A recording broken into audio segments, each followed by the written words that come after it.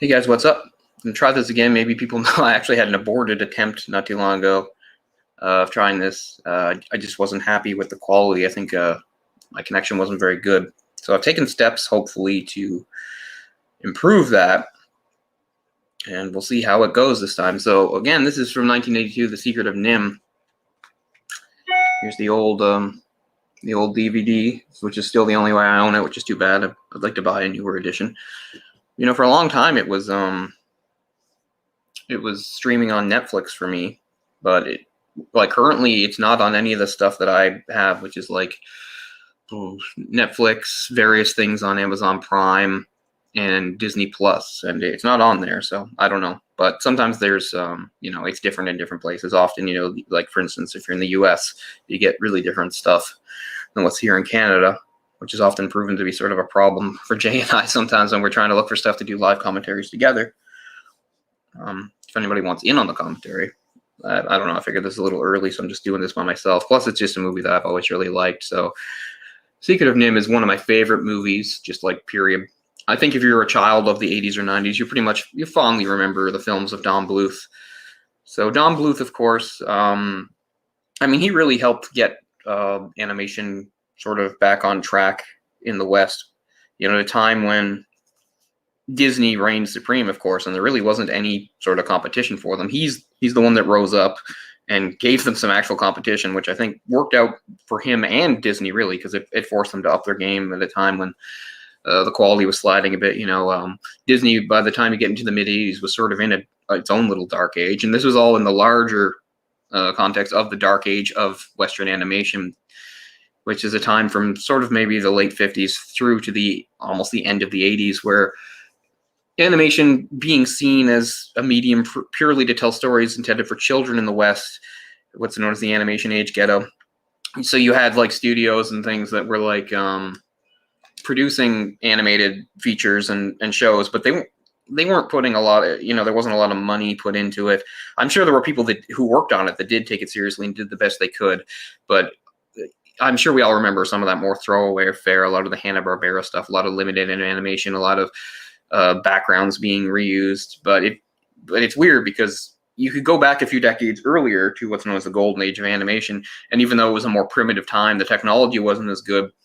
A lot of the animation, the quality was better. Now, I'm not talking about the earliest stuff in the 30s, but once you get into the 40s, there's some really great stuff. A good example I brought up before is like if you watch those Fleischer brothers animated Superman shows that they did, the animation is really stellar.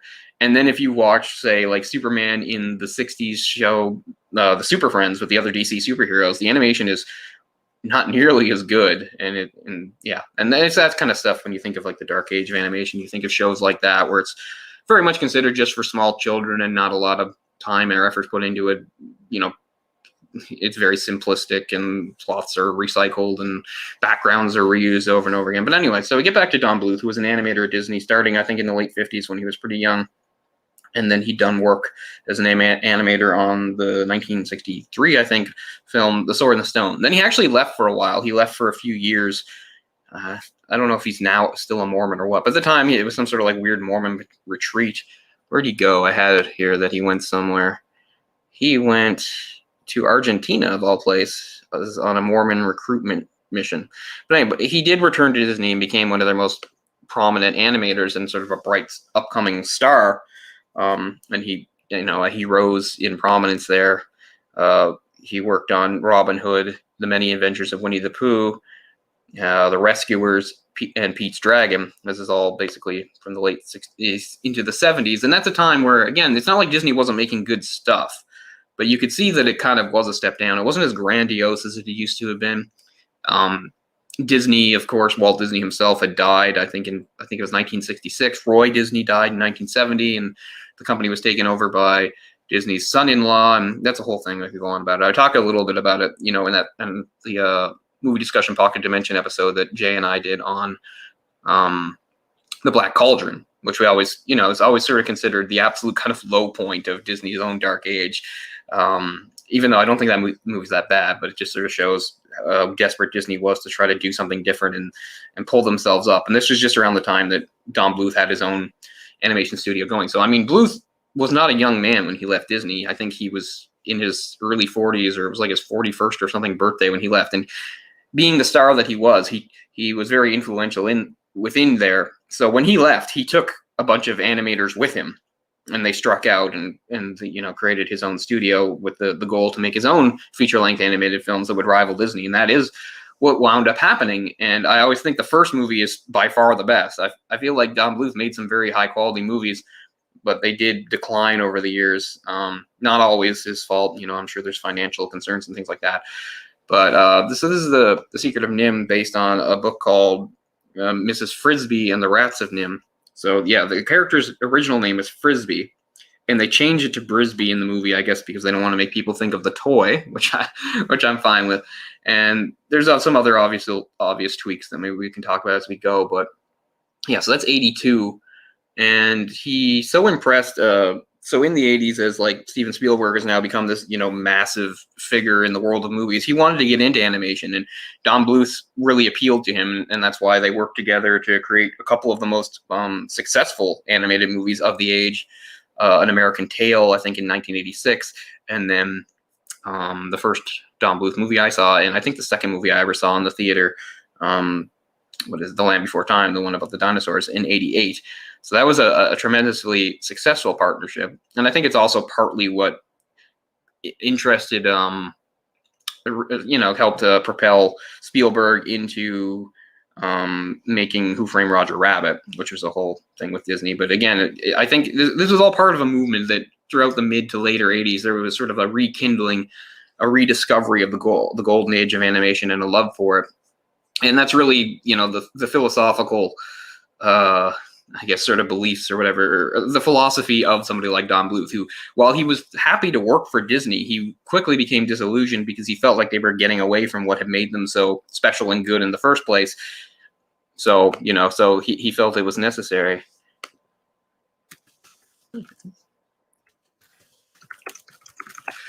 Sorry, I'm not used to handling this stuff on my own.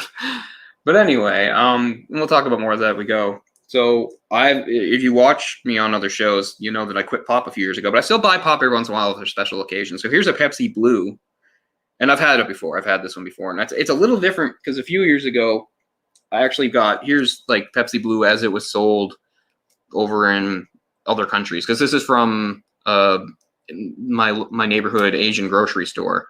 Because actually Pepsi Blue, I think, is the most popular form of Pepsi in the Philippines. So this is what the bottles were like over there. So I got this a couple times, the imported version.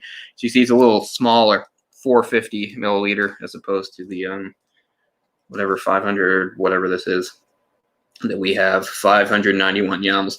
I do remember when 591 was actually an even 600. I remember. Yeah. Well, I have to say this. It actually tastes a little different from the original. It doesn't taste quite as heavy or sweet, I'd have to say. I also really dig the original, the blue bottle. Maybe I'm not remembering properly, but the way I remember it is like it was a little heavier. This tastes a little lighter and doesn't quite have the like Pepsi Blue, almost like in the way to me, like Coke tastes a little heavier and darker and sweeter than Pepsi does, where Pepsi's more light and airy. I feel like it's the same sort of thing, even though these are both Pepsi products. I feel like the original Pepsi Blue was maybe even closer to that sort of Coke sort of flavor. But anyway, so I'll try to drink this throughout and not like choke, because I mostly don't drink carbonated stuff now. That was really why I quit pop. It wasn't even pop itself. It was carbonated stuff. It was destroying my stomach. It is pretty good though. So yeah, I mean, I like it, but I do feel like this was a little better. But I don't know. Sometimes you just sort of remember stuff differently. So I don't know. It might not even be that different. Okay, so other people have said that too. So that backs that up a little. Because yeah, I mean, this is from more than a year ago, I'd say. I bought it a couple times at my neighborhood Asian grocery store, because even though by then I quit pop, I was just really curious about it. So then when I found out, they were, so are they just trying it out in the North American market, or is it like a permanent thing now? I don't know, but I'm not sure what's going to happen. So I thought I should buy it while I have the chance. So even though I'm officially off pop, thought I'd give it a go. So I mean, I do like a lot of Don Bluth's other movies, but by the time you get to the 90s, I feel like it's really sort of goes off a cliff. It's too bad, but I still really do love Don Bluth and have a soft spot for him. And it all starts with where it started, with The Secret of NIMH, which was a pretty big deal. You know, he was working on Disney's movie at the time, the 81, The Fox and the Hound, and he basically walked out of there with various animators. So that's kind of unfortunate for Disney because they're sort of like through production on this movie. I don't know, but I mean, I still like The Fox and the Hound. It's been quite a few years since I've seen it, but I mean, I do think Secret of NIMH destroys it. Now, I'm not one of those people. You don't have to compare. Like, it doesn't matter. It's not a competition, although it kind of was, because yeah, finally in the 80s, Disney was facing some competition as far as that goes, and they had some trouble. I mean, we talked about it when we did. It's kind of unfortunate because I do think, despite how flawed it is, I do, and all the trouble it went through is one of the reasons why, like, it could have been better than it was with The Black Cauldron. Like, when The Black Cauldron came out in 85, it got beaten at the box office by the only other animated film of that year. There was no Don Bluth release. It was the Care Bears movie. So, I mean, that was a real kind of an all-time low for Disney to have one of their feature-length animated films beaten by, you know, the Saturday morning cartoon shit that was, again, so prevalent of the dark age of animation. Again, when I use that term, I don't mean it completely disparagingly. I think there's some decent stuff from there. But I mean, anybody who remembers that stuff remembers it was fairly simplistic and kind of not exactly memorable. So we'll go ahead here. I'll have to adjust my volume, I'm sure, but give people time to get this movie going, whether you're watching now or if you're going to watch this at a later point. So I'm right at zeros here, so we'll just jump right into it, The Secret of NIMH. And it feels weird. I usually have headphones on, but there's no one on here with me, so I figure I don't need it. So I'm right at the United Artists logo and MGM company. This United Artists would have been just formed. No, it would have been like 10 years before this. I was thinking it would have been new, but no. It would have been around for about 10 years at this point. Don Bluth production. So this is also the first feature-length animated film, or at least in the West, where the animators themselves were given parts of, like, percentages of the profits, you know, instead of being just paid their flat rate, which was always something that had been reserved for, I think, in the past, you know, just the director and the actors. So I didn't talk about the actors in this movie. This was the acting debut for a few people when they were kids. For instance, Will Wheaton. He's the voice of Martin Brisby, one of Mrs. Brisby's children. Shannon Doherty's in there as Teresa, the daughter. What was interesting about the casting of these various actors is I don't think any of them had ever worked as voice actors. They'd only done, you know, the normal acting. Oh, you know what I forgot to do? I forgot to put on my subtitles. And I'd like to do that because I'm trying to keep the volume low. So I'm just gonna, where am I at? Where's my time? I'm at about 1:20 in. I need to get back up and put my subtitles on. Sorry about this. I should have had this all set up before. There, now we will resume. So we're at 1:20. All right. This opens with the mysterious rat, Nicodemus. But right off the bat, you see just sort of the kind of stuff that Bluth was passionate about and was important to him that he felt like Disney was losing, which is sort of lavish, lush sort of style lent to the backgrounds and the characterizations and stuff. And of course, one of the, I guess, perks maybe of not being in the Disney system anymore was, like, his movies were a little bit darker. This is probably the best example. I mean, not all of them were. I mean, this movie has some sort of fairly heavy stuff in it. And again, if you're a certain age like me, you know, it impacted you. We'll get to it when we get to it, but there's a couple things that happen in this movie that, you know, would not happen in any sort of Disney animated movie. So I'm not going to say it had an edge, but it's something that made it different, was that it could get a bit darker.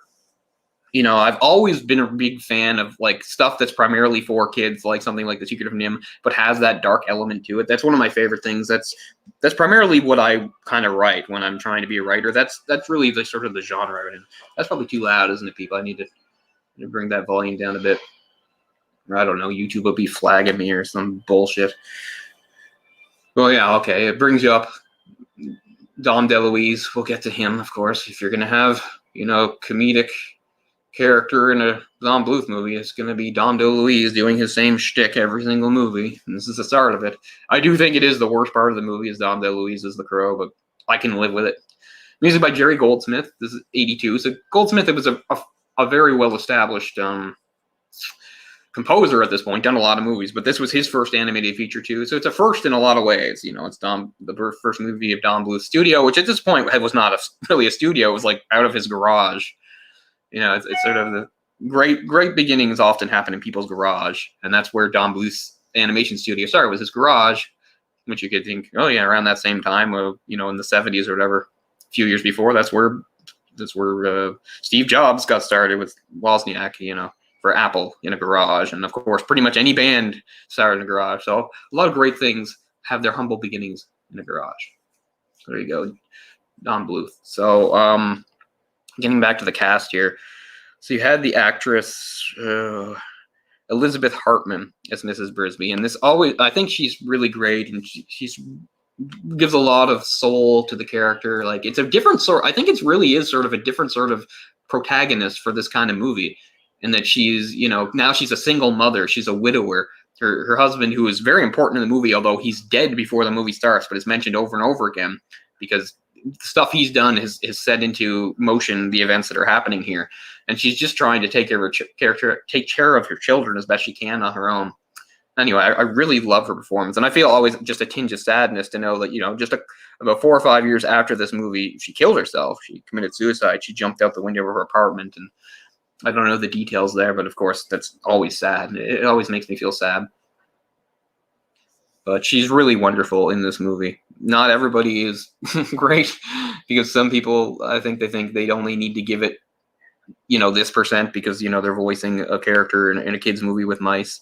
Apparently, the story itself had been turned down by Disney sometime back in the 70s because they didn't want to do more focus on mice, because because Mickey Mouse, of course, was their best, you know, most notable character, and they'd just done The Rescuers in 77. But I don't know, it's not like they would never come back to mice again. They did The Great Mouse Detective in 86. That's only a few years after this. But anyway, I mean, you can understand why. Like, the world of mice is always so appealing. That's why it shows up over and over again. You see it in something like, also Disney, not just mice, but those of that size, like, you know, Chippendale Rescue Rangers. It's always interesting to see the world, like the human world we live in, from the perspective of the mice and how they deal with it. So there's a lot of that going on here. Like, what's his name here? The older guy taking her down and showing her the place. The guy going to the place. I promise, as I perk up, I'll be a little more coherent here. But that's Mr. Ages, or Agus, or however you say his name, played by Arthur Mallet, or possibly Malay. Yeah, so the deal here is she's got 4 kids, and her youngest son is really sick, and he's bedridden. And what's going on here is they live on the property of this farm, and the whole thing is her house where it is, which is like, part of it is a cinder block. It's not safe because the farmer's going to be bringing his tractor down through there soon, and that'll like kill everything in its path. But she can't move. She's trying to figure out, like, her son can't travel, so she's trying to come up with a way to safely move him. And this is just in the wake of her husband's death. And as she's going to find out here, her husband had gotten involved with and become friends with the rats, or the rats of NIMH as they become, who are this group of rats on the property that people, I guess, don't really know really well. They're really mysterious, keep to themselves. They live under this rose bush. But anyway, we'll get there. Love the colors in the movie. Nice soft colors.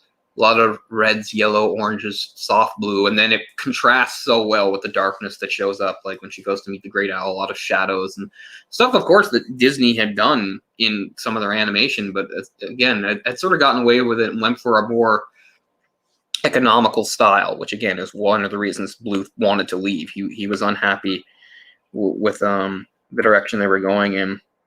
You know, and he himself had worked on something like the Many Adventures of Winnie the Pooh, which is, you know, there's nothing wrong with Winnie the Pooh, but Disney had usually did these, you know, full-length, feature-length films, and whereas this wasn't like in the 40s when during, you know, because of losing so much of their staff during World War II, when they did those package movies, you know, which were vignettes. They were, you know, 3 or 4 or whatever stories put together rather than one story. And that's kind of what the Many Adventures of Winnie the Pooh is, in a way, although it's still all Winnie the Pooh and those characters in that world. But anyway, that was the type of thing Don Bluth was not a fan of. So yeah, he led an exodus there, most notably with his colleagues Gary Goldman and John Pomeroy, who are both, I think, producers on this film and lead animators. They were sort of his right-hand men. So here we've got Dom DeLuise, who would just come back over and over again in the Don Bluth movies, so he could be the annoying, at least to me. I mean, it's not like I dislike Dom DeLuise, but he's just really one note in these movies. He's just some well-meaning, klutzy type of character, like, and that's his whole thing. I mean, this is a crow, but he's constantly tripping over himself and falling down, and it gets old very quickly. And he's doing this whole bit with the string here, because his thing is he's trying to find a mate. So that's a little subplot going on in our movie here. But I'm sure Dom DeLuise, he was a talented guy. I'm not saying he wasn't. I'm just saying I've never really understood Bluth's like sort of fascination with him and putting him in all his movies. That's one of the things that I really like about like one of my favorites being The Land Before Time is there is no Dom DeLuise stumbling around being really loud. And that's exactly what's on the screen right now. If anybody needs to know where we are, we're just over 9 minutes in. We'll give timestamps here and there as we go. This is a fairly short movie. We'll be in and out quickly, assuming there's no problems. So what are they doing here? Oh, the hollow log. Here comes a rabbit. The rabbit looks a lot like actually Rabbit from Winnie the Pooh, although less amorphosized, or however you say that word. I've never been good with that word. But I wonder if that's some sort of nod to his time at Disney and on that thing. But I think something people don't know is that actually the first job they did was not their own. The studio, the Don Bluth studio, was not this movie. Their own thing was they animated. There's an animated sequence in the film Xanadu, the cult classic. I think that's the one with Olivia Newton-John, isn't it? Anyway, it has an animated sequence in it, and they produced that. So that was technically their first job before they did this. I did see that, but I don't really know it very well. But anyway, the whole thing was like early on with these movies, he was just barely getting by, just barely breaking even. And I think that really changed when the involvement of Spielberg, and then they did American Tail, which was a tremendous success. And it's funny, as somebody of that generation in animation who remembers Don Bluth fondly, I think that's, for a lot of people, an American Tail is the big one. But I mean, I like it, but it's never... I don't know. It's never emotionally registered with me the way this one or Land Before Time has. I do like it. And again, once again, we're going back to mice. Don Bluth doesn't... not Don Bluth. Don Bluth doesn't... Yeah, Don Bluth. I said Dom. I'm mixing up Dom DeLuise and Don Bluth. But he doesn't have any problem with returning to mice. I mean, he did 2 Fievel movies. And of course this. And pretty much all his movies are about, like, animal characters. But yeah, Spielberg had been a big fan of this movie, which is really what got him involved. So for a while into the mid 80s, Disney saw that they were being beaten at their own game, and that's really what forced them to sort of change things. And I actually really appreciate the risk they took with the Black Cauldron, and there's no time to get into it. And again, you can watch the episode that Jay and I did on it, and we get into detail on like the trouble production of that and all. Anyway, they almost seem to be trying to counter Don Bluth because that movie is darker. It was the first time they ever had a PG rating for one of their animated films. But I think they learned all the wrong lessons from its failure, because I don't think it failed because of that. But anyway, but in any case, they did sort of somehow right the ship. And a big part of that, again, involves Steven Spielberg, who just has the magic touch and helps everybody. Because you could arguably say that the Disney Renaissance, which again was in the larger context of just Western animation's own little renaissance, was sparked by the success of Who Framed Roger Rabbit. And then you follow that up with Disney's 1989 film, The Little Mermaid. And then they go on that string of hits that, again, as somebody my age, like that's what I remember best growing up. Like, this movie was old even when I was a kid, kind of, but the movies that were just coming out hit after hit, that was really my era. And the Disney Afternoon was on TV, and I read the magazine Disney Adventures. I've got them all over there, but I won't drag it out here. Watching all those things like Tailspin, when Disney debuted Gargoyles in '94, I was all over it. But yeah, you had that run of just tremendous hits that are still so well regarded. Little Mermaid in '89. 1990 is a little weird because it's a rare sequel. They did the sequel to The Rescuers Down Under, which I almost don't even really count, although it's fine. 91, Beauty and the Beast, which was actually nominated for an Oscar. And I don't mean, there was no animated category back then. They got nominated for Best Picture. And I won't go on my spiel there, but, you know, as somebody's like myself, as a fan of animation, I don't really believe in making a category. I don't think it's right to judge movies differently. Like, I don't see why you need to like have a separate category for animation. To me, an animated film can go up against a live action film. But anyway, Aladdin in '92, then probably the biggest hit maybe ever.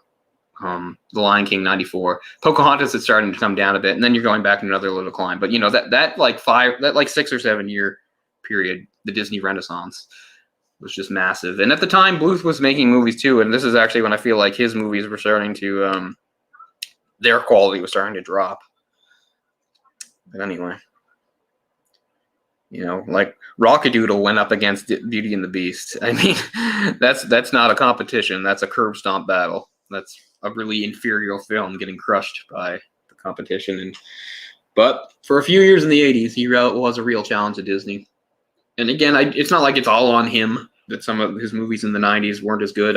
We won't get into it. So, you know, we've had our whole sequence here with the annoying crow. And now I believe, yeah, so now she's about to come back home and see her kids. So it's like it's interesting how these environments are. It's like a cinder block, but there's also like a pot overturned there. And here's her annoying neighbor that looks after the kids when she's out, who they call Auntie Shrew. So yeah. Yeah, see, actually, I've forgotten that there was another daughter. I thought there were 3 kids. I thought there were the 2 boys.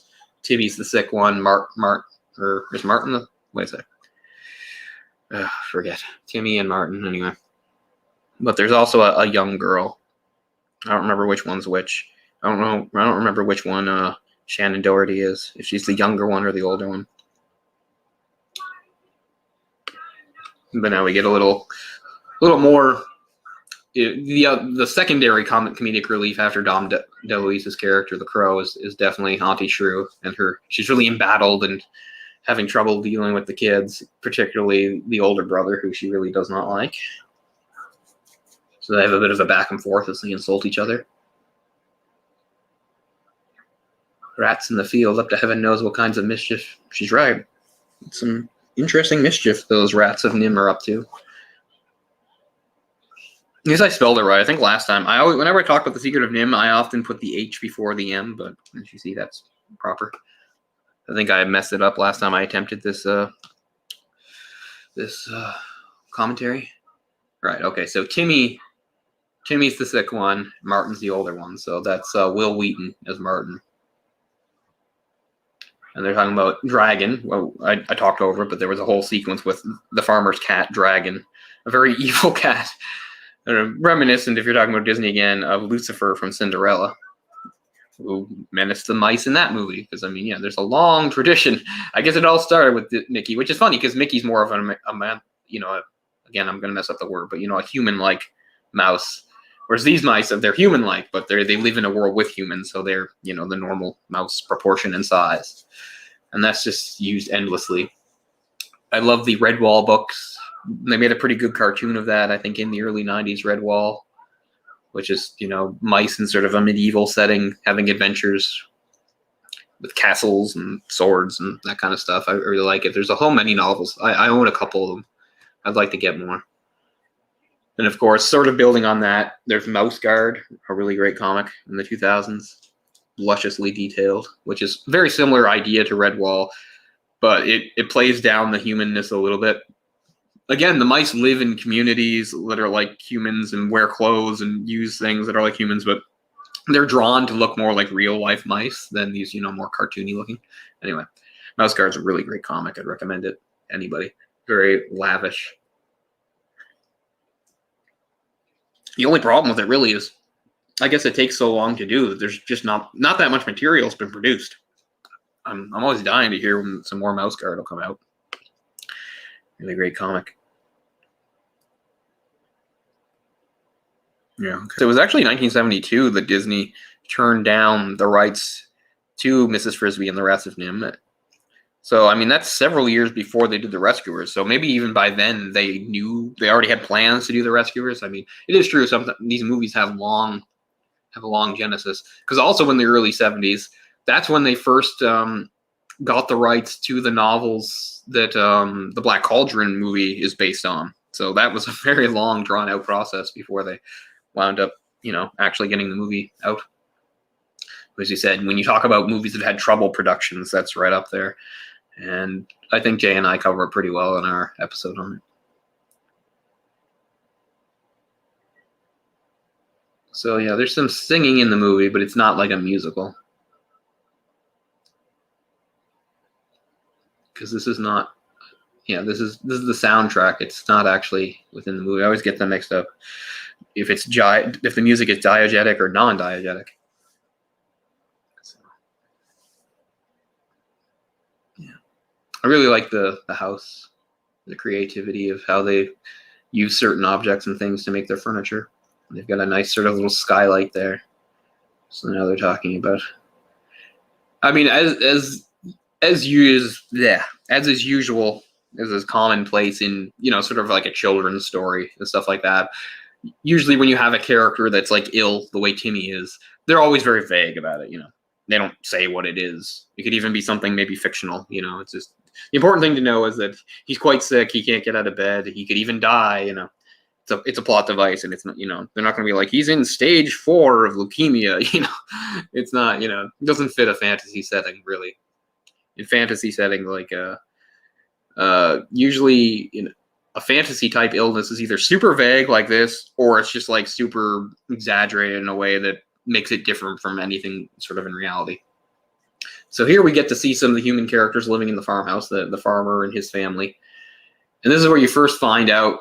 So the NIMH actually is the National Institute for Mental Health, which of course the rats and people know nothing about that, because the whole thing is about how these rats were captured and experimented on in the lab. I guess but not the usual sort of experiments. They're not testing out makeup or products there. The whole thing was doing these experiments, I guess, in the name of trying to something for mental health, I guess. But anyway, there we see the rats steal various things from the farmer. Bring it down, as you saw some flashing there under the rose bush. It seems they've harnessed electricity. So we'll cut back to the Frisbee home. I'm pretty sure, Brisbee as it is in the movie. I do like Brisbee more than Frisbee. It's more distinct.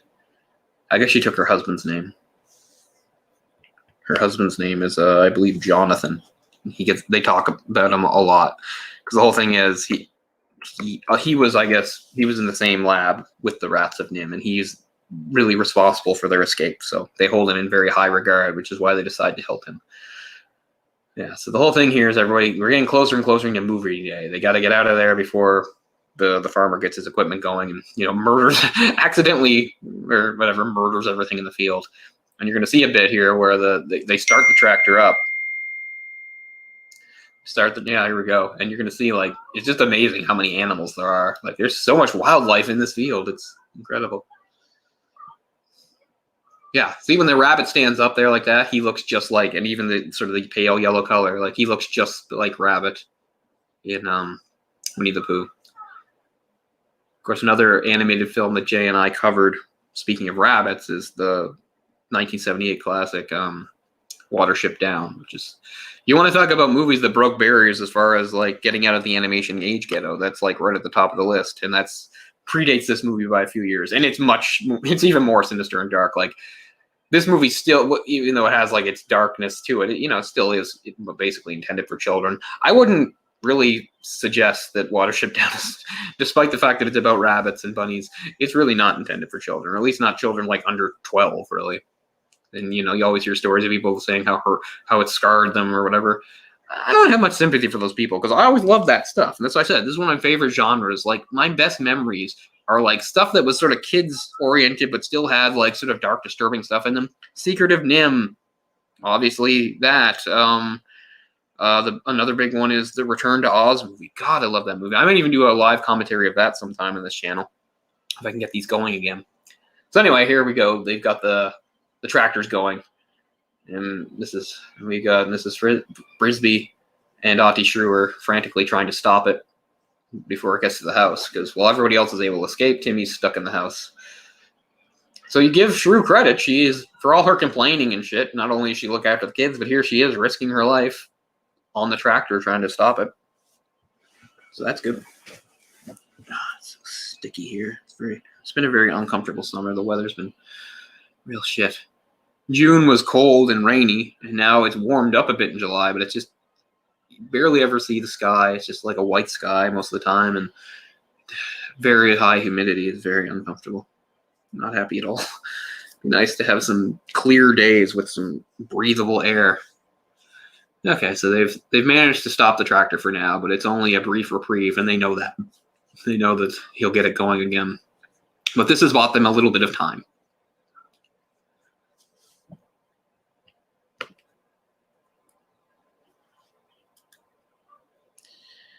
Yeah, All Dogs Go to Heaven. That's 89. I haven't seen that in a long time. It's a pretty good one.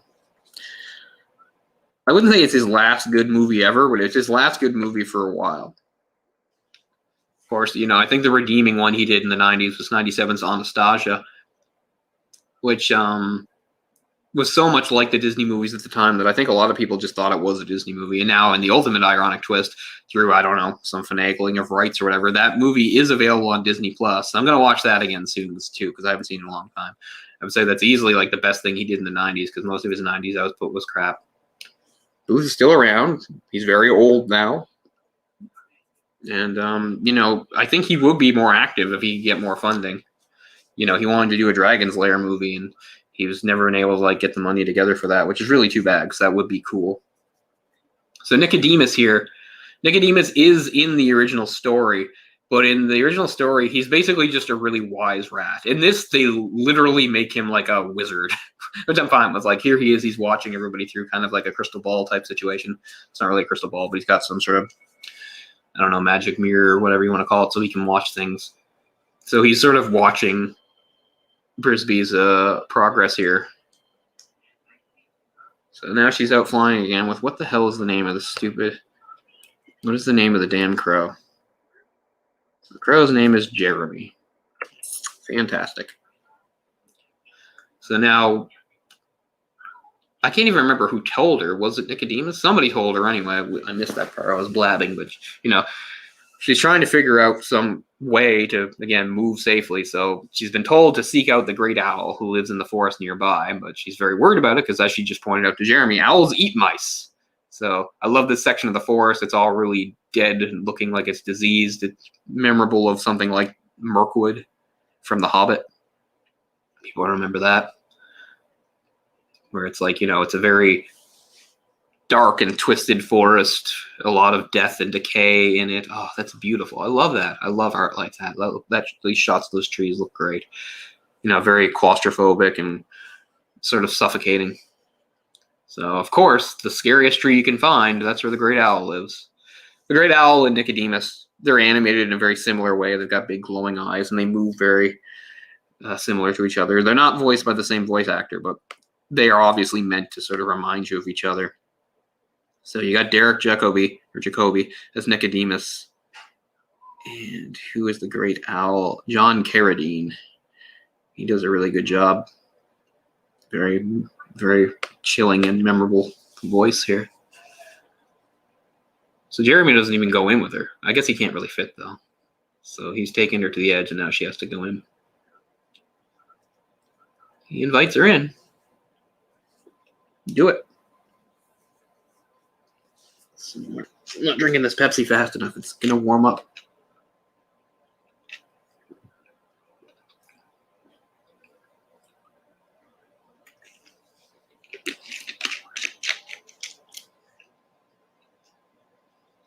So obviously this is one of the scenes I was talking about. That's just because the great owl is so terrifying. But then there's an act of violence towards the end, which I still don't know if you can really find any other sort of Western animated movie, particularly one that's meant for kids that included such a thing. Because you watch those Disney movies. It's not like there isn't a little bit of violence in them. You have bad guys that threaten people with violence, but they have to present it in such a way that it's not, you know, not too graphic or sinister.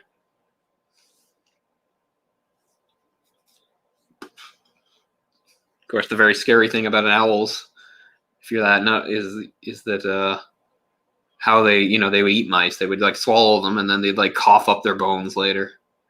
So now a very large spider, which is large enough to kill her, is following her.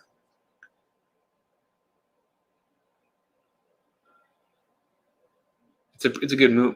It's a good move here because yeah, at first you're not even sure what that is. Like the spider's creeping up on her, then all of a sudden the foot moves and crushes it. So there you got your glowing eyes and his head's all twisted around. All the stuff that owls do in real life, you know, they can turn their heads up around and upside down and everything. Okay, the glowing eyes are a bit much, but I mean, anybody knows owls have very big, distinctive eyes. So he looks like he's never moved in a century. He's full of cobwebs and stuff, but obviously he goes out every night to hunt. But anyway, we got some moths flying around. He's gonna like eat the moth right in front of her. So like within like the first like minute of meeting him, she's seen him like kill 2 things right in front of her. Although the spider was actually helpful because the spider was gonna attack her. She's like, I need to move. And he's like, move your family. Well, that's not. Yeah, I know, but how? That's the advice you're going to give me? So okay, she does name it. She says that Timmy has pneumonia. Okay, I didn't think they named it, but I mean, okay, pneumonia. I had pneumonia when I was 7 years old. It was very unpleasant, as you might imagine. See, now I can see, like, StreamYard shows me. Okay, there it goes. I feel like my connection strength is sort of wavering.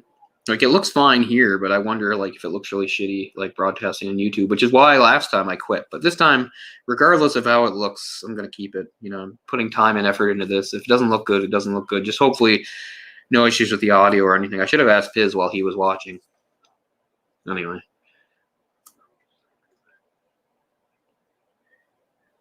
So, once again, he finds out her name is Brisby.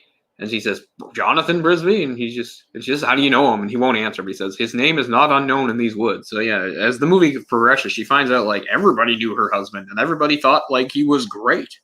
So, I mean, that's really why she winds up getting help from people. There, he's telling her to seek out the rats in the rose bush.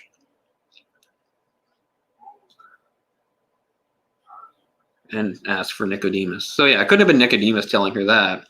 Somebody else told her to look for the owl, so now the owl's telling her to talk to Nicodemus. They must move your house to the lee of the stone. No rat can move my house.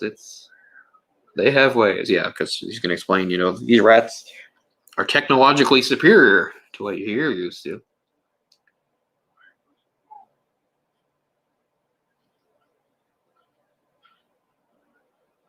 And he's off to hunt. Yeah, still full of cobwebs. Great colors here. Very dark and oppressive and sinister. The lee of the stone. Jeremy hides.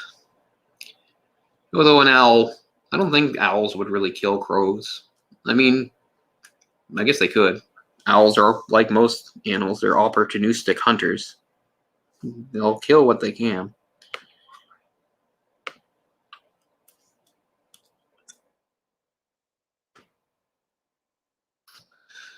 All right, back to daytime and back to the farmhouse.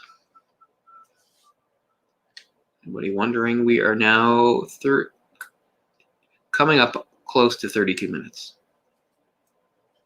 Jeremy doing a little recon here. There's Dragon sleeping. But yeah, it's always a staple. Lucifer, now Dragon. The sinister cat. He looks like he has a mustache.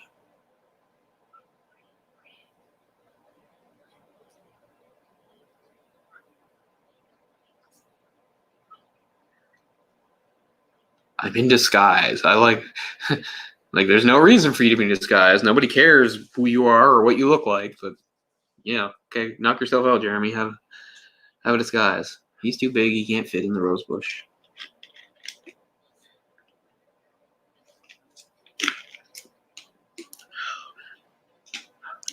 Connection is suffering. I don't like that.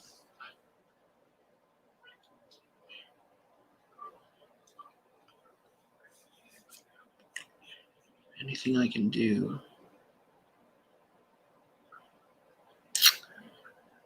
Like, I'm too far to use an Ethernet cable. I'd have to really move some stuff around. I shouldn't have to do that. God damn it. Well, we'll just see how this turns out. If I hate it, I'll just delete it. This bit's a little...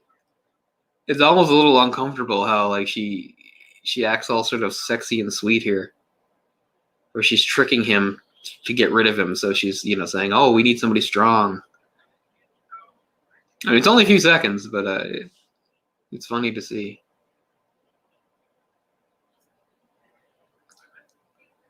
Yeah, she's doing a little batting her eyes at him. It's funny.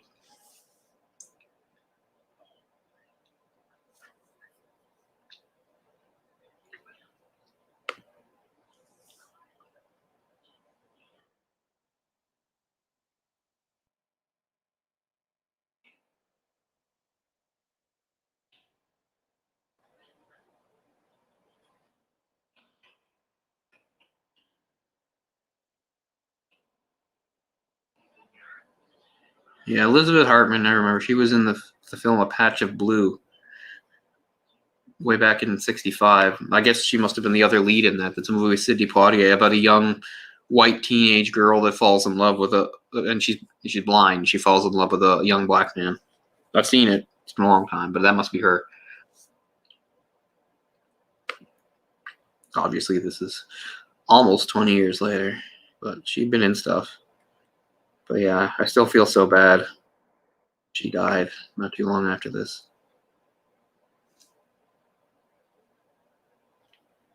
Yeah, there's a bit of rotoscoping in this movie. I was just looking it up. I was wondering if there was. Rotoscoping was pretty big in the late 70s through the 80s. I haven't really been able to figure out where it's used. There, now she's making her way through the rose bush, which is alive with electricity. I don't think electricity would really have that effect on plants, but artistic license. It's a fantasy film after all. So once again, it's like, this is even better. Like, first you get like the creativity of like what her house is like, but this is even better. Now as you go underground, it's really cool. This lair, really big. She's going really far down. Sparkling lights.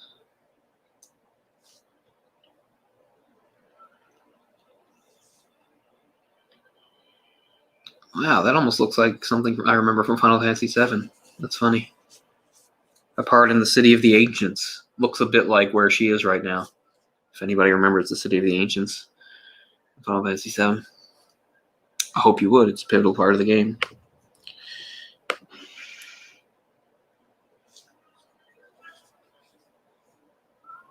Yeah, I mean, this movie was definitely like one of those labor of love type things. Like a lot of hard work and hours put in, and people taking, probably a lot less money because they didn't really have money just to get this movie made. But it's an incredible movie. Now here's this scary rat guard with his weird electric trident or whatever. Well, it's not really a trident, but it's kind of like cape makes him very intimidating as well.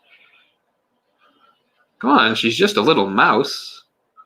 There's no need to be so damn hostile. Like, he is trying to kill her. I get that the rats are very secretive and they do their best to guard their place, but I mean, come on. This seems a little extreme, going after a little mouse asking for help. Anyway, she gets away.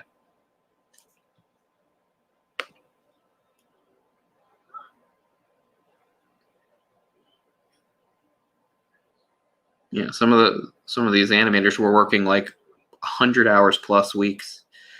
Crazy.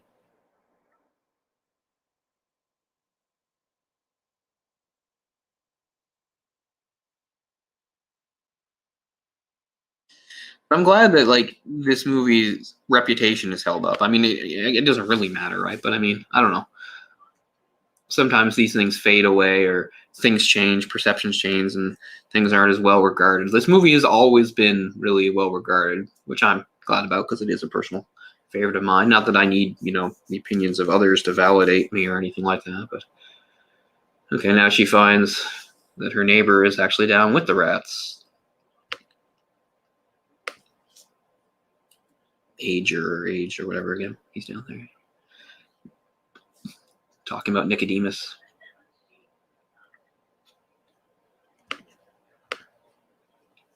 The 80s, I've talked about this before too. The 80s was definitely the best decade for fantasy. I mean, the 2000s fantasy sort of did get going again. Of course, they did the Lord of the Rings adaptations, which were really great, and that's when the Harry Potter movie started. So that did get it going. After the 90s was kind of a wasteland for fantasy. I mean, outside of some of those animated Disney movies, you really didn't have a lot of fantasy going on. But the 80s was all about fantasy, and so many of my favorite movies are from them. I mean, the same year as this, 82, is the Jim Henson movie, The Dark Crystal, which I adore. It's another movie that I could easily do a live commentary on, maybe. I mean, why not? Why not do some of my favorites? And this is right up there. And even ones that I don't like as much. Fantasy was just bigger. You had the 2 Conan movies with Arnold Schwarzenegger. They even made the spin-off Red Sonja, which is a terrible movie, but there was a market for that kind of thing in the 80s. Because there was just a lot of... And of course, the Jim Henson movie that probably gets talked about even more because of David Bowie, Labyrinth, which I've got over there. But so many things like in '85, the movie Legend with a very young Tom Cruise. I haven't seen that in a long time, but that's a really cool fantasy movie.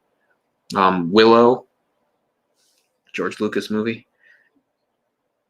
came out I think in '88. That's another one that I have old memories of too. I saw that as a pretty young kid. Willow always stuck with me. I mean, for good or for bad, 85 had the aforementioned Black Cauldron, which maybe was a failure and not that good of a movie, but still was sort of, that's the really classic sort of fantasy setting, the medieval setting with swords and sorcery or whatever you want to call it.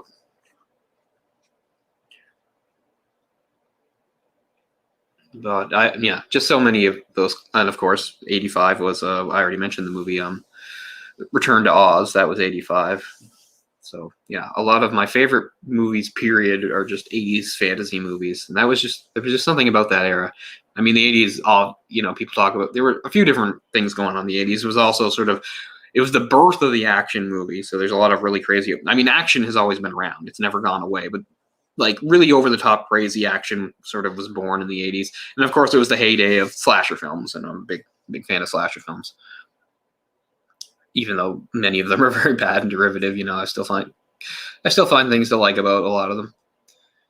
But okay, here she's meeting Justin, who you can tell right off she's quite attracted to, which I guess isn't too weird. I mean, would a mouse marry a rat? I mean, her husband was a mouse. I don't know, but I mean, rats and mice are not that different from each other. Yeah, so you have a little flirtation here.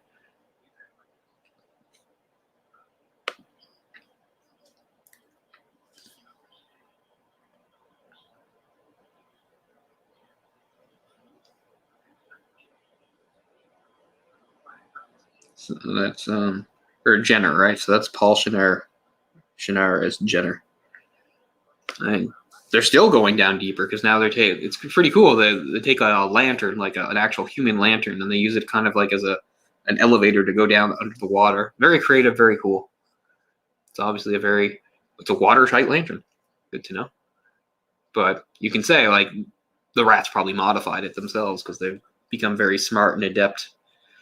This is really cool coming down. So like she's already pretty far underground, and now they've found like some sort of underwater pocket. I don't know, but all the water drains out.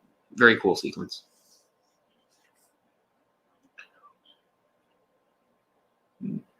After her rather horrible welcome, Jenner's making up for it with a lot of charm and manners. Grain storage. And he mentions how they've been stealing electricity from the farmer, and he actually feels bad about it. Like he's saying, we have a plan, so we won't have to do that anymore. Like, I don't think most animals in that situation or beings, really feel bad about it, but he feels like, it's wrong. Theft is theft. We're stealing from the farmer. Like, I don't know if it affects the farmer at all, really, but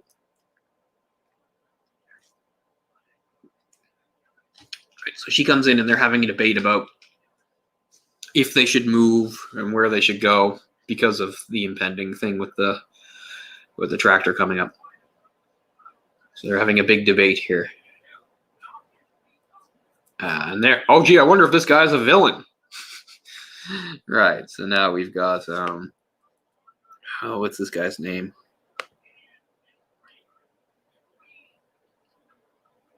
I already forgot his name. It'll come up. Is he Sullivan? Oh, no, Jenner's the bad guy? Okay, so that's Jenner. I'm getting my names all confused here.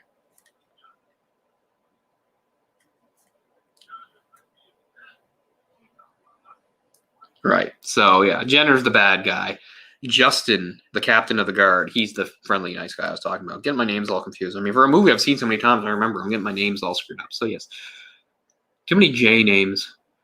Jeremy, Jonathan, Justin, Jenner. So this guy here that's speaking right now at was just about 43 minutes, 35 seconds, and there he is talking to Jenner, the guy that basically schemes with Jenner.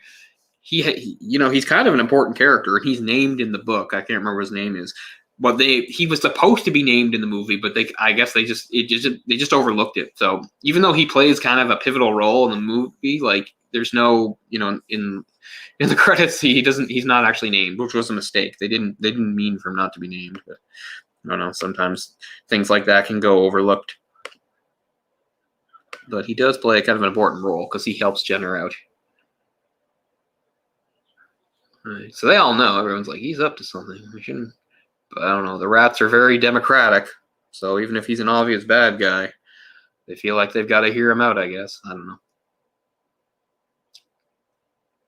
So she doesn't even talk to any of them. Or does she? Oh, no, she will. We're just going back, and now we have a scene between Jeremy the Crow and Auntie Shrew. She's got him all tied up in her string, talking about how she doesn't trust him, which I think is pretty smart. I mean, he's too stupid to be plotting against them, but I definitely see Jeremy as a big liability. And the fact that he can fly is like the only thing he has going for him. She calls him a delinquent too. Everybody's a delinquent in her eyes.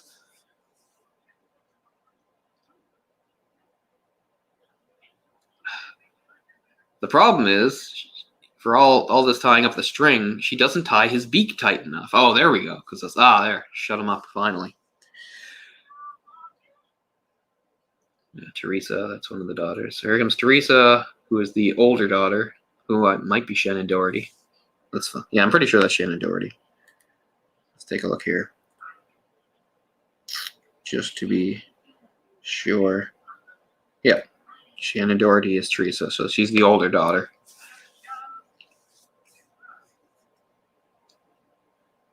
I shall return.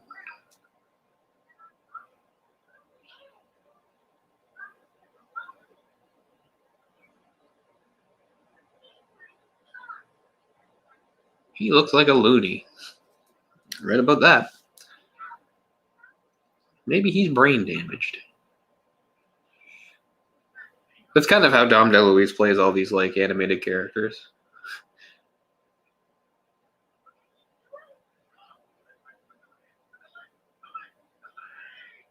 Yeah, I mean, the movie's short enough, but I still feel like, oh, it is funny that they call him a turkey. But like I said, the movie's short enough as it is, but I still feel like I could do without scenes like this. They're so dumb, but whatever. It's not a big deal. It is moving the story along. It's not just gratuitous foolishness. So who's Sullivan? I'm seeing Sullivan in the thing. Because Jenner's the bad guy. Justin's captain of the guards.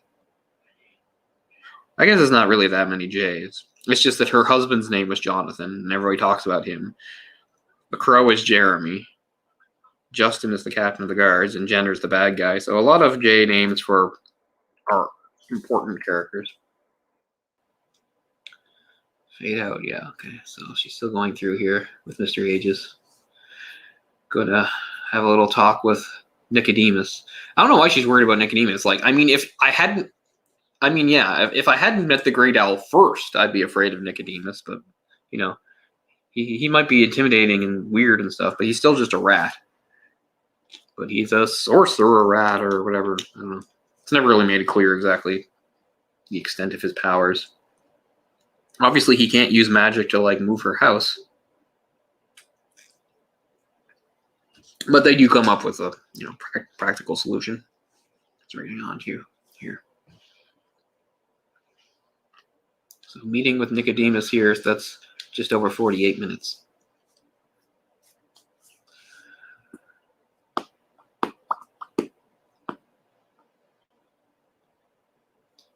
She always has to go into these scary places alone.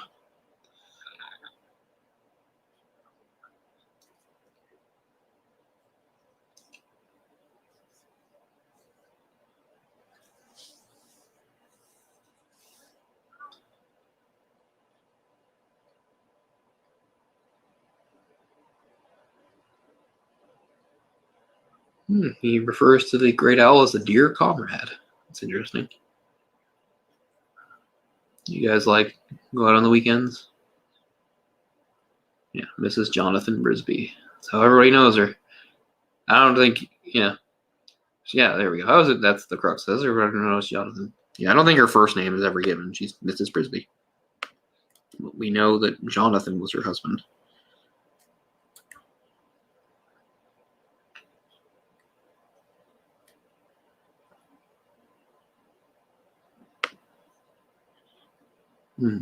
Okay, it was September '79 that Bluth and Goldman and Pomeroy and the others left. So I think I said a little later because '81 was when The Fox and the Hound came out, but it was back in '79 when they, I guess, beginning work on it that they left. So '79 was when he left. So it took a few years for Fox and the Hound to come out, and it took a few years for this to come out. I mean, animation is a lot of work, especially if you're a small studio. Yeah, so the son-in-law I mentioned is mentioned here. Is when I was saying how after Disney died and then Roy Disney died, it was Ron Miller who had married Disney's daughter. He was the CEO or whatever, head of Disney. And depending upon like what you read and who you ask, some people think maybe he didn't do a great job of running things, where other people were like, well, it was never his background, blah blah blah. But anyway, I definitely think Bluth did not particularly like his reign there. Let's see what's going on here. Studio, blah blah blah blah. Well, they were still working at Disney. Yeah. Bluth asked Ron Miller, president and CEO, to watch this short film that he'd made before he'd officially left, but Miller declined. We hoped that the studio might like what we were doing and agree to buy the film, allow us to finish a short film in the studio. But no, they said no. Yeah. So that probably helped them decide that they were going to leave. And it was Bluth. It was the one that actually showed NIMH to them. Okay. Bluth later showed. Okay, so before I started making that movie, artist and story writer Ken Anderson had been getting into Mrs. Frisby and the Wrath of NIMH, which he called a wonderful story. He gave the book to Bluth for him to read. The idea to maybe make a film out of after Bluth finished the animation direction of Pete's Dragon. Bluth showed NIMH to Disney animation director Wolfgang Reitherman, who turned down Bluth's offers to make a movie based on the book, saying, "We've already got a mouse named Mickey, and we've done a mouse movie called The Rescuers." Yeah. So I'm not really sure how the timing works there, because they did The Rescuers in '77. Oh yeah, it was kind of a weird excuse. Oh, there. So here they're telling the story of what had happened to them at NIMH and how they were being experimented on. Anyway, they get injected with some weird serum, and it increases their intelligence, which is a little weird because it's already a world where the animals, talk and act a lot like humans and do human-like things. But the idea here is like the rats are elevated so that they're even more so, I guess. Because we already have like animals living in sort of a society and actually having like houses and using furniture and various household objects and things that humans would do. But yeah, now he could read, and I guess that's true. To open door, lift latch, and like now he could actually read it. Before that, it meant nothing to him. So, and this starts their escape. We have become intelligent. I think there's a bit more to this in the book. This is just sort of a fairly quick flashback to explain what happened to them, how they got out. Well, there you can see Jonathan. So they lead this big escape through the ventilation system. Rats and I think some mice too. Oh, the mice were blown away because they were too light. So does that mean they were killed? It's not really made clear. To their death. Suck down air shafts to their death. So that's kind of dark for this kind of movie. All except two. So yeah. Jonathan and Mr. Ages. Yeah, so Mr. Ages was one of them too. So he got experimented on. So here, like, obviously, as captives of humans, none of them are wearing clothes or anything, and they seem a lot more like... Anyway, it was Jonathan that unlocked the door. So I guess that's why they all really liked him. I don't even remember how he died. Is it mentioned how he died? For a movie I've seen a lot, I forget a lot of the details. And while I was blabbing about, how, in most of these movies, they're very vague about stuff like the nature of the disease. No, Ages actually said it was pneumonia. So I'm getting some of these details wrong, not remembering properly. Yeah. Yeah, so this whole thing was years ago, the thing that had happened. And that was another thing that I wasn't sure of, that I'd forgotten. Like, how long ago was the whole NIMH thing? So this was years ago, when they were all quite a bit younger. And this would have been before she married him, obviously, and had any of the kids. So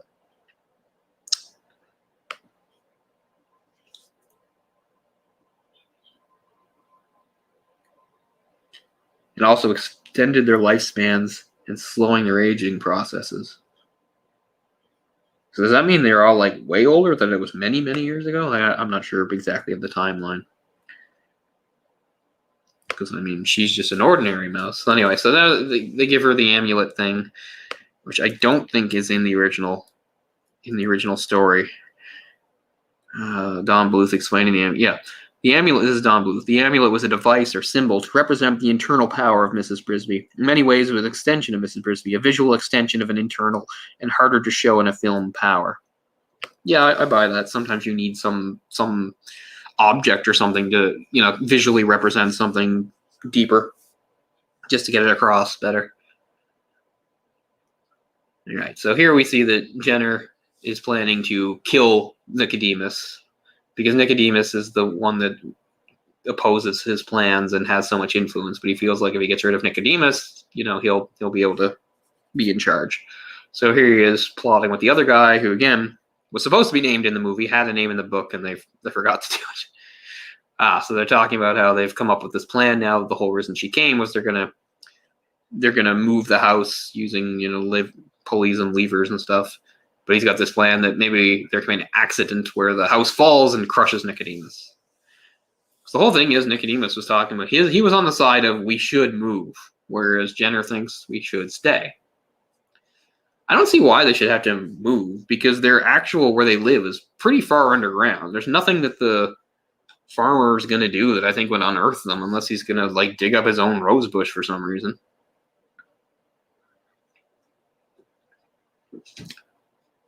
So also, as part for this plan to work, they're gonna have to come up get Dragon the cat out of the way. So they're gonna steal some sleeping powder and get him to drink it or whatever, so that he'll sleep. So they're talking about a little mission here. Oh, okay, yeah. And then when we start the movie, Aegis has a broken leg, but we don't know how it broke. Turned out he broke his leg on a failed attempt to break into the house's kitchen to get the powder. Right, so now they're in a little underground lake going under the mill.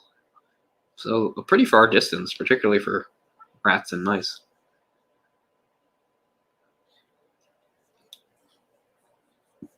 Yeah, so he says it's wrong to take electricity from the farmer. So they're all saying we have to leave because we need to live somewhere else where we don't have to do that. Saying we can't live as rats anymore. We need to start anew. Blah blah blah. So I'll give them credit. They're very upstanding morally, because they actually feel bad that they're taking a little bit of electricity. I mean, how much electricity could it really be? I don't know. Nice little shot here of the waterfall.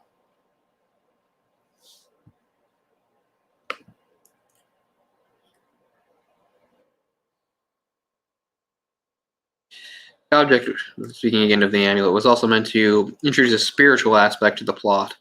The stone is just a method of letting the audience know that Mrs. Percy has found the courage of her heart. Magic, maybe. Spiritual, yes. Yeah. I mean, you see that in stuff, especially if they're trying to make it a little more simple for, like, an audience with children in it. You get some sort of object to represent something. And that's like one of the oldest things you learn as a kid. You have those things. It's like the story of the magic shoes and the magic this and the magic that. It's like, there was no magic. You just thought it was, and it gave you confidence and blah, blah, blah, you know. That's in, like, so many things that you see when you're a kid.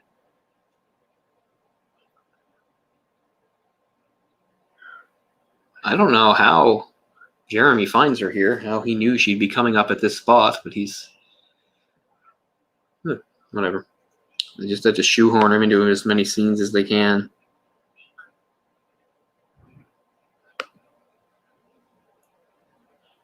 Right. So the whole thing here, what's coming up, is she decides that she'll go after the sleeping powder. I think she wants to show the rats that, you know, that they can rely on her, just like they did with her husband Jonathan. Because he says the amulet, it will activate when the wearer is courageous. Okay, no, they're saying Sullivan is the accomplice. I'm getting a little confused here. I really thought for sure I read something that they forgot to name the guy, but or maybe it's Sullivan in the credits, but nobody actually says his name in the movie. That must be it. Like, if you read the credits, you see the character is Sullivan as it was in the book, but nobody actually says his name. That must be it. Because, I mean, yeah. I assume that's what's going on there. Ah, okay. And Jonathan was killed by Dragon in a previous attempt. So Jonathan, yeah, didn't die that long ago. Yeah, I'm talking through some of this stuff, obviously. The rats cannot fit through the hole leading into the house. Jonathan was killed by a dragon in a previous attempt. Well, Mr. Aegis broke his leg in another. So that's how Jonathan died. I was pretty sure they did mention how Jonathan died, so I've just forgotten a lot of this. I guess it's been too long since I last watched it. Yeah, so she's the only one. So I thought she needed to do this, prove herself, but it's also not just prove herself. It's like literally none of the rats can fit through that hole. They need somebody small like her. So there she goes.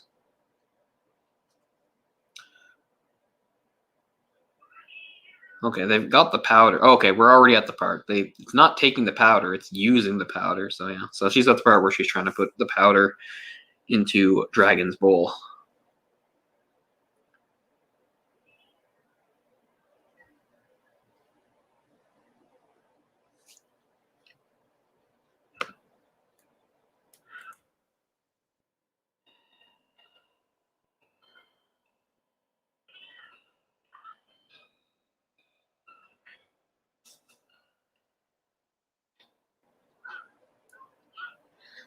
Yeah. So I was talking about, like, when he stopped. It was sort of the same thing that halted Disney's own animation, which was the evolution of, like, Pixar and into the, you know, the computer animation. Which I'm not against. Those are good movies, but I just feel really bad that Disney completely abandoned it. You know, they gave a false thing back in 2009 when they did the Frog Princess that made me happy, but that just turned out to be a one-off, and now they don't do it anymore. But around that time, that's when he said he was just out of the business for good. He just, you know, he didn't want to deal with that kind of stuff, which I can respect. The major studios all took the dismantling 2D animation.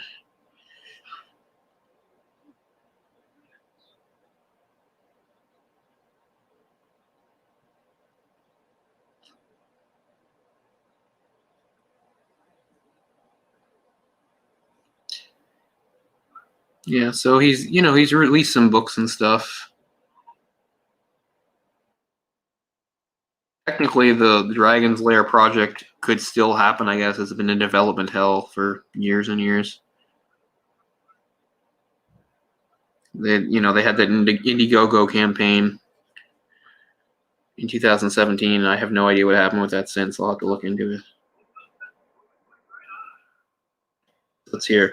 So you go, Secret of NIMH, Dragon's Lair games that he worked on, some other stuff, American Tail, Land Before Time, All Dogs Go to Heaven. Rockadoodle, which is his first truly bad movie. Thumbelina, which is also quite bad. The Troll in Central Park, which is fucking awful. Pebble and the Penguin, which is really bad. And then Anastasia, which is actually quite good. And the last thing he did was Titan AE, which was technically not his studio, I don't think. I think that was Fox. So, I don't know. Titan AE is not a bad movie, at a time when Disney was ruling the world again. Titan AE. But of course, that was the other thing, right? I talked about how in the 80s, right up into the 80s, Disney didn't have any sort of competition in that field. Well, he started it, and then, more other people picked up the torch in the 90s. I don't think anybody did that great. And you had some of those Fox-produced things, like movies, something like, The Prince of Egypt and stuff like that, or The Road to El Dorado. Those movies aren't bad, but they're not great either. All right, so here we are. She's successfully gotten the stuff. And it's raining. All they have to do is cut some ropes. I love the Jenner. That's always a trademark of bad guys with swords, especially if it's a world where lots of people have swords. Is that Jenner's sword is like kind of like not straight. It's like twisted and jagged. So yeah, she was not caught by dragon, but she was caught by the farmer's wife who put her in a bird cage. There's some blood. She got cut. So again, you weren't going to see that in Western animated movies back then. Certainly not a Disney feature, but it was just a little cut on the arm, but still it's significant seeing that blood. Remember how in the very first episode of Batman the Animated Series on Leather Wings, which is where he comes up against Man-Bat. During his fight with Man-Bat, he actually gets bloodied up a little bit. But then, after that, the censors or whatever came down on them. So for the whole rest of that series, that beautiful, wonderful, perfect series, there was no more blood. So it's kind of sad. Just the very first episode had a little bit of blood. It wasn't bloody. He just, he got a little blood on his face and stuff. But they were like, nope, can't do that. Which is really too bad. But yeah, so we get a little bit of blood there. And, oh, there, it's falling. Everything's going to hell.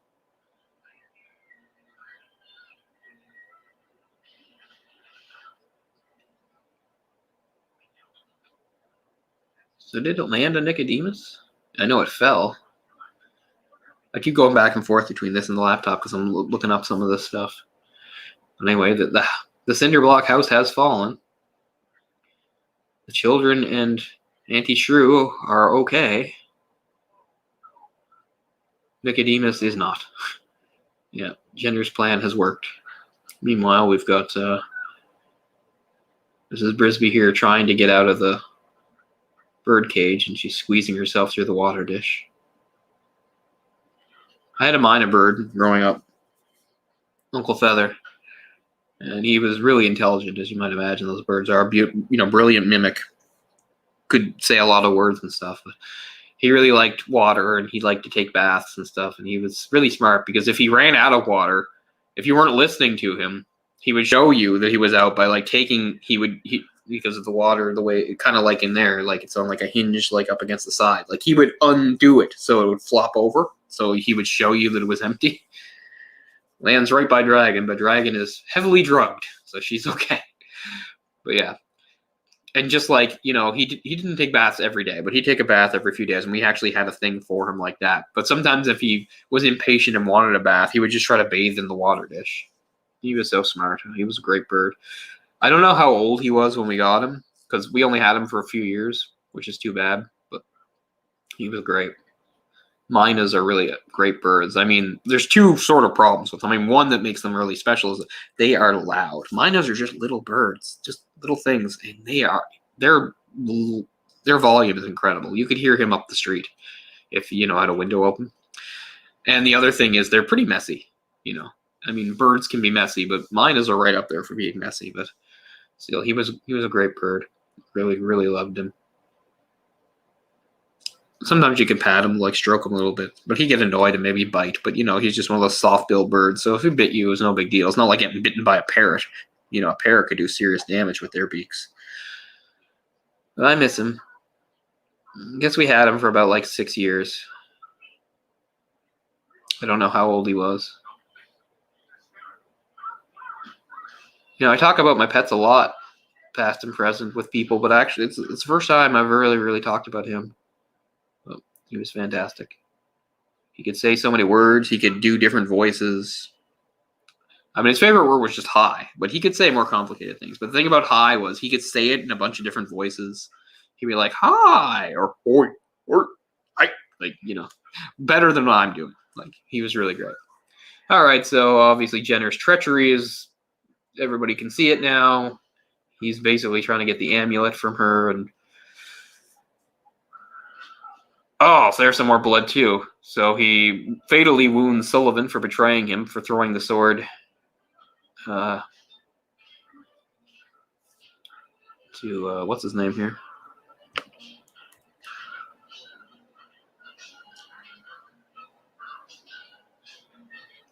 Justin.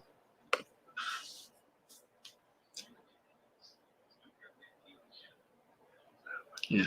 So we've already had some more blood. The guy isn't dead yet, but he's been fatally wounded. So now we got a pretty good sword fight here. The choreography, or whatever you want to call it, I guess it's not exactly choreography because it's animation, but the moves here are based a little bit on the sword fight in the famous 1938 movie, The Adventures of Robin Hood, with Errol Flynn as Robin Hood, which is brought up a lot when people talk about like classic sword fight scenes. Take what you can when you can. So I think I've talked through the part I was talking about of violence is like that Jenner actually like backhand smacks Mrs. Brisby. Anyway, there he's just gotten fatally wounded by him, by Justin. But yeah, which I think still is kind of a bit shocking. You don't expect to see like a big scary male villain in like a children's animated film just like smash like a female character. So yeah, anyway, Sullivan with his dying move here will take him out with throwing a dagger. I mean, really scary stuff here. Him going and the lightning and everything, and I don't know. Jenner's a pretty scary character for a rat, But there, he's dead for good now, and there goes Sullivan, dead in the mud. So pretty intense stuff there. Like you wouldn't really get a scene quite that scary or violent in the Disney movies like that. I mean, you got two characters killed. You got your main character like smacked. You had the lightning and the madness in his eyes. Like great stuff, really good stuff. Of course, she still has to worry about the children, which are still stuck in the house. Saying, are we almost moved? No, we're going to sink into the mud and die. It looks pretty bad. The ropes are broken, and now it's sinking. And there's not really anything the rats can do. Jenner sabotaged it.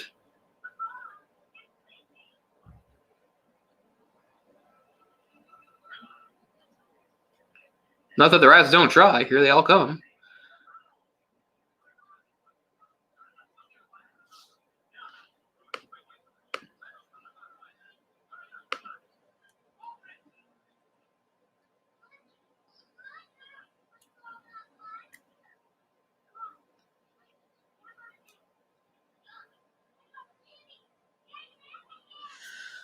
Yeah, as I mentioned, the timing there. So I was talking about Rockadoodle getting crushed by Beauty and the Beast. That wasn't even the first time because, as I said, with the whole Disney Renaissance thing, with the timing, Little Mermaid came out the same year as All Dogs Go to Heaven, and Little Mermaid blew that away too. But again, All Dogs Go to Heaven was, by comparison, more or less just sort of an indie flick. Despite the fact that he, like, a bunch of his movies in the 90s really suck. Like, I don't always hold that against him. But anyway, even if he'd only made, like, The Secret of NIMH, I'd be a Don Bluth fan. But he did do some other good stuff. And even in some of those movies that I think suck, there's still some really quality, obviously, animation to be found in there. Some nice art and things like that. But, all right, so now the shit's really hit the fan here now. The block's down in the mud. She's lost the amulet. The rats are pulling for all they're worth, but oh, it looks pretty bad. What, cat? Come on now, it's too early for that. You think you're getting something, maybe when the broadcast is over. No, the amulet is going to perform its magic here. Oh, it actually talks. I forgot that too. Yeah, so oh, Nicodemus is talking through it. Cool. Okay. Stone. That was something that the Great owl said too, something like the Lee of the Stone. Yeah, it's fiery and nice effect here. She has the power. Kind of like a She-Ra moment there. Now it gives her like crazy telekinetic powers, which is good because if there's ever a time to have them, it's right now. So yeah, sends a charge of energy up through and gonna lift the cinder block out of the mud. Cat, come on now, I'm losing patience.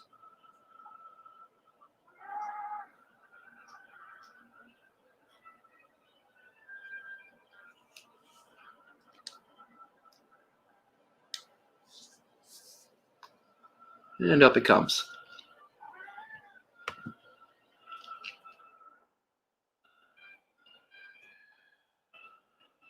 Yeah, as I suspected, Jeremy is in the book, but he's not nearly as goofy and stupid as they make him for the comic relief in this. I mean, no surprise there.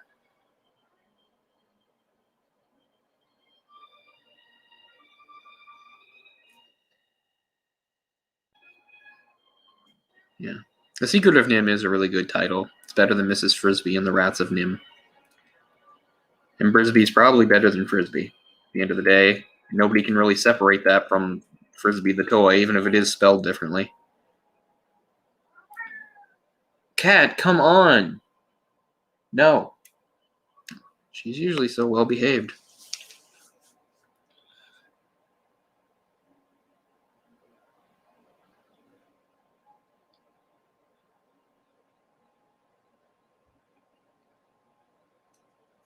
Yeah, very powerful scene there.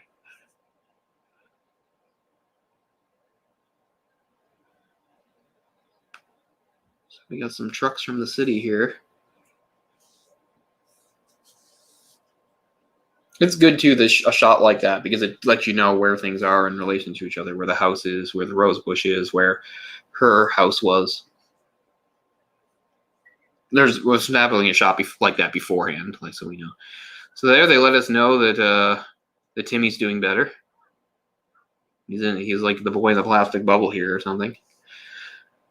So they did make a sequel to this that Don Bluth had nothing to do with, and it's awful. It's so bad, like it's startling. Like if you're going to talk about quality of an original movie versus quality of the sequel, it's like one of the worst things I can think of. Like it's worse than the goddamn Crow sequels. And in that, like Timmy actually turns into like a villain. It's really stupid. Or maybe it's Martin. No, I'm pretty sure it's Timmy, the one who was sick. Or I don't know, one of them. Anyway, he turns into like a bad guy. It's awful.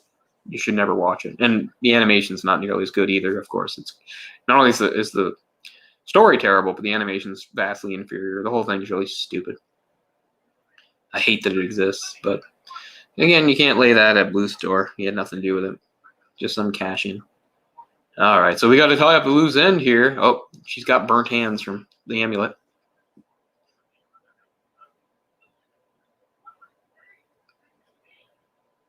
Yeah, our little subplot here is he's got to make an impression on a girl and get a mate. That's right, be athletic. No one cares. At this point, no one cares. It's like now another crow, and she's just as dumb and klutzy as he is. Oh, great. Now there's two of them.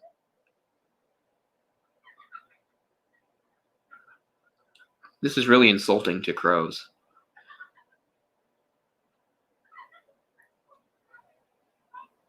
Yeah, so the rats have moved off to Thorn Valley. I mean, see, a sequel wouldn't be a bad idea, see what Thorn Valley's like and what their society's like. I think that is shown in the sequel, but in the sequel, but it sucks, so I'm just pretending it is. So this great movie ends with like this two stupid crows playing with String in the Sky. Nice music, Jerry Goldsmith. So yeah, pretty short movie, so we're wrapping up here. Secret of NIMH, 1982. Always be a favorite of mine. And you just respect stuff like that like Don Bluth was a prominent animator for Disney, and he took a chance and went with his principles. It's not like Disney was so evil or terrible or anything, but, he wanted to do something his way, and it wasn't easy. And then, he basically spent his whole career, really fighting to get his movies made. He never had like a big budget to work with and stuff. always really difficult. Will Wheaton always spell his name with just one L? He probably did, I guess. I don't know. Although sometimes when you look at actors, if they were child actors, sometimes they did do different things with their names. Most notably, I can think of is like Jennifer Love Hewitt. When she started, when she was a kid, she originally did not even use the Jennifer. She just went by Love Hewitt. I used to watch a show on Family Channel called like Kids Incorporated that she was on for a couple seasons, and she was billed as Love Hewitt there, which is really stupid. But you know, she stopped that. I'm not saying Love is the worst name, but it works better as a middle name. Jennifer Love Hewitt. Yeah, they are Pomeroy, Bluth, Goldman. They are the three main guys, but lots of other animators too. Nice credit here with, you know, some shots from the movie, just some stills. I always like that. Actually, these aren't taken straight from the movie. You can tell they're rougher. It's more like looking at storyboards or something. I don't know. It just has a really great look. I'm just a big fan of that dark fantasy that was really prevalent in the 80s especially. It's one of my favorite things. And this is one of my favorite examples of it. So we'll see how this looks, if it's terrible or not. I'd like to do more animated movies. I think maybe that'll be my thing for a while, is do some animated movies. So another Don Bluth movie could I do? I don't know. This is the only one I actually own. Although I do think, you know, some like Land Before Time I adore, so it's definitely worth owning. But maybe I can find it streaming somewhere. That'd be worth doing. Look at that. Bruce Timm worked on it. Wow. He would have been super young. I mean, it's got to be the same Bruce Timm, right? Speaking of Batman the Animated Series.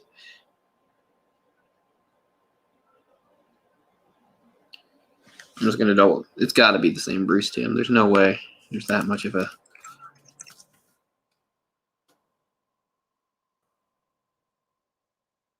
Take a look here.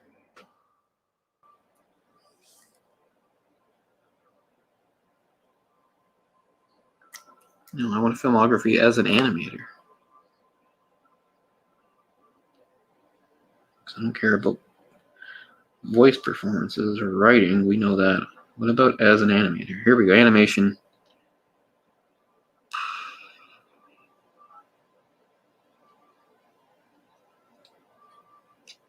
I don't think it's mentioned here.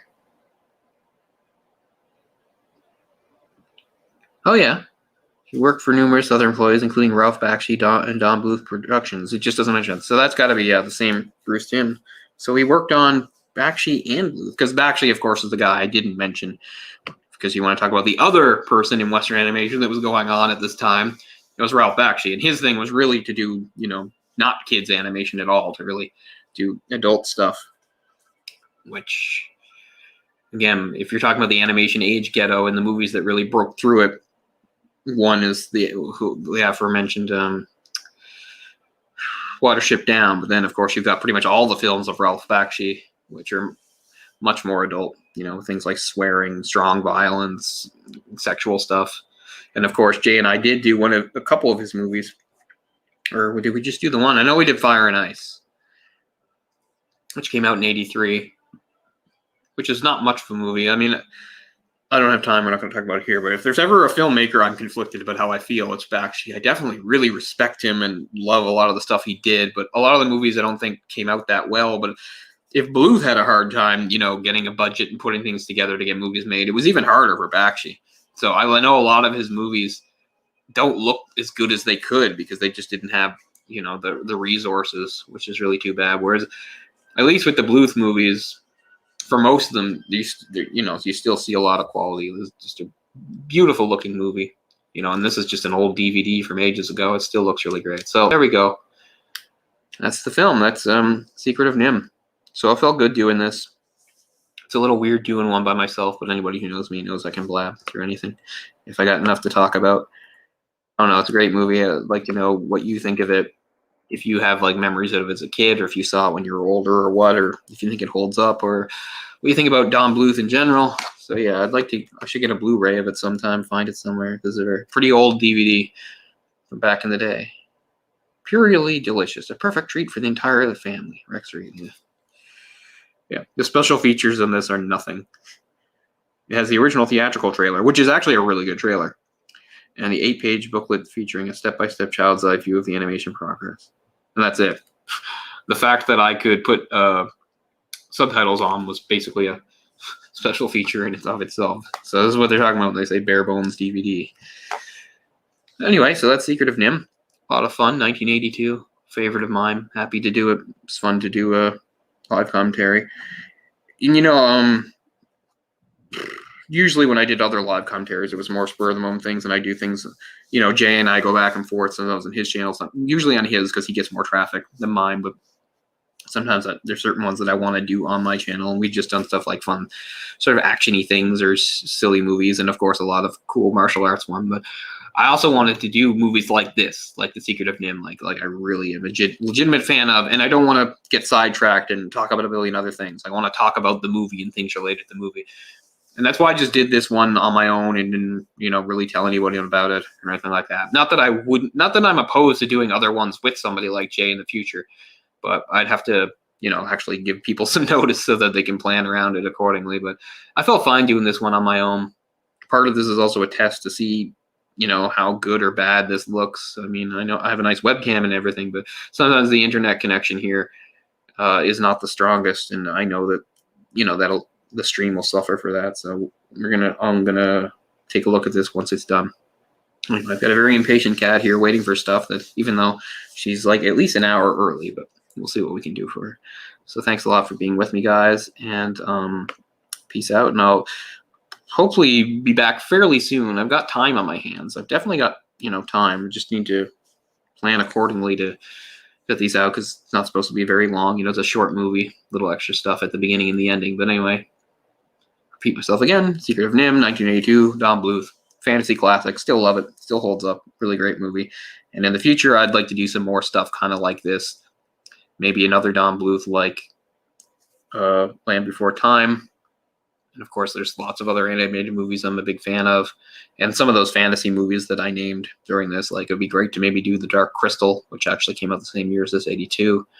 Stuff like that. So there's all sorts of stuff that I've owned that I'm looking at it in the room around me that occurs to me that I think would be good to do a live commentary for. And it's always fun hanging out with Jay and other people and Orc and various friends and Eric and people and, shooting the shit and stuff, talking about stuff. I like to, actually get in there and do a commentary on the movie, talk about the movie itself.